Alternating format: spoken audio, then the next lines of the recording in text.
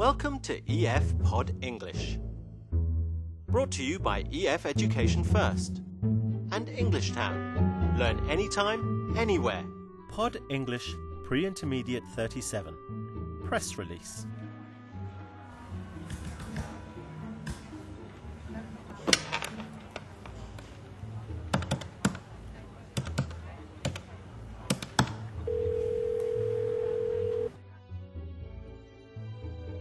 In this lesson, we're going to watch two marketing executives, Calvin and Sarah, talk about writing a press release. But we are going to focus on how they speak to each other, their grammar. We're going to see how they use infinitives after some verbs and gerunds after others. Remember, a gerund is the ing form of a verb used as a noun in a sentence. We'll also learn about some verbs which can be followed by a gerund or an infinitive. After the movie, you'll have a quick lesson and a chance to practice. Hello, good afternoon. Is that Express Press Releases? Good, yes. Hello, it's Humphrey Middlesworth. Yes, me again, yes. Yes, I'm calling about the press release for the umbrellas. The umbrella hats, that's right. Yes. I think we should discuss adding some new information. I'm considering sending out the press release this afternoon. Have you had a chance to look it over yet? Yes, I think we should discuss adding some new information and beefing up some of the language. Okay, can you show me what you're thinking about changing? Sure. Well, we could try promoting the developer's handbook alongside the software. We need to start letting the press know about it, so we can't afford to miss this opportunity. Okay, I'll pencil that in. I decided to keep the technical specification short.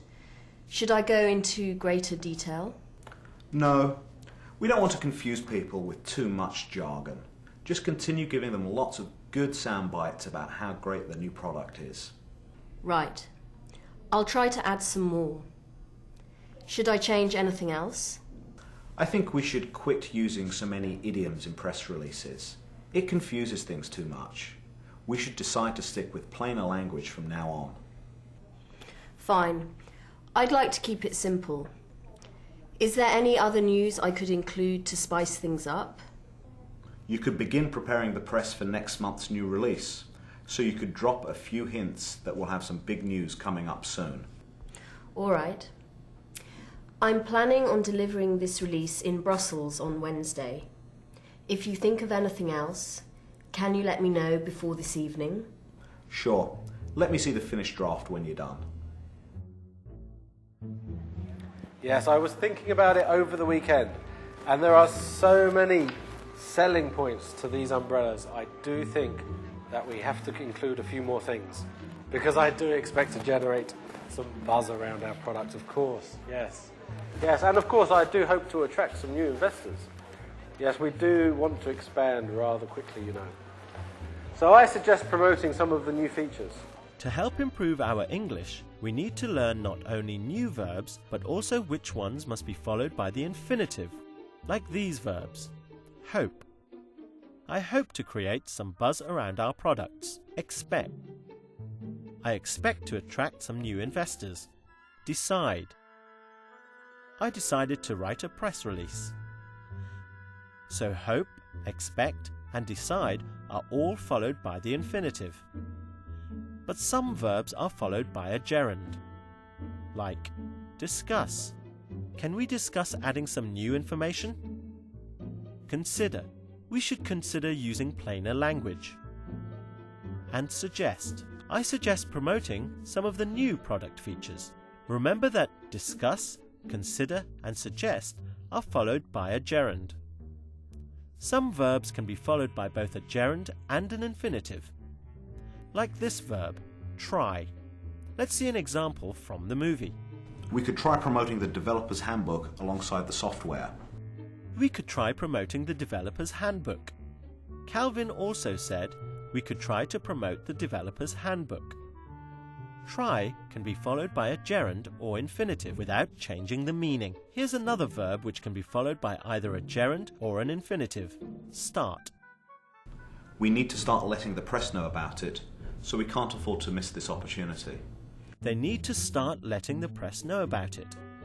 Start can be followed by an infinitive, but it sounds better to use the gerund in this sentence. Calvin also said, "We can't afford to miss this opportunity." We often use afford in the negative, as in, I can't afford. And this is always followed by the infinitive. So they do come in many colours, in fact, not just blue. You've seen the orange ones already. Yes, they're good, aren't they? Yes, but we do want to expand. Yes, silver, gold, green. Yes. So I do think it's worth promoting that. Okay, and they are, of course, very easy to use. Yes, they're actually quite easy to put on. Yes. There we go. Yes. Hello. Oh, hello. Hi. Yes. Sorry. Yes, there was someone on the other line. Yes. Decide if the verb is followed by a gerund or the infinitive.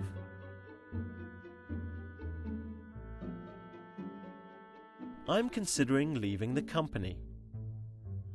Now try another one. Excellent. We can't afford to miss this business opportunity. Can you do this one? That's right. You can use either the gerund or infinitive after try. Let's try promoting the new products. Yes, there was someone on the other line. Yes. Yes, sorry, what I was saying, yes. So we do need to include those new features, I think. Yes. Because I hope we will have the press release ready by Wednesday. Yes, Wednesday this week. Excellent work. We've talked about verbs which are followed by the infinitive, like hope, expect, decide, and afford. And verbs followed by a gerund, like discuss, consider, and suggest. And verbs which can be followed by either a gerund or the infinitive, like try and start. Yes.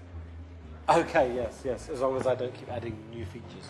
Yeah. Okay, so we need to start letting people know as soon as we can. Okay, because I really do have to go. Yes, I'm sure that there'll be some investors calling quite soon. Yes, very soon, I'm sure.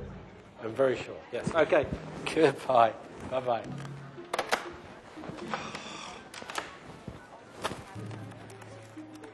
Good luck and see you again soon.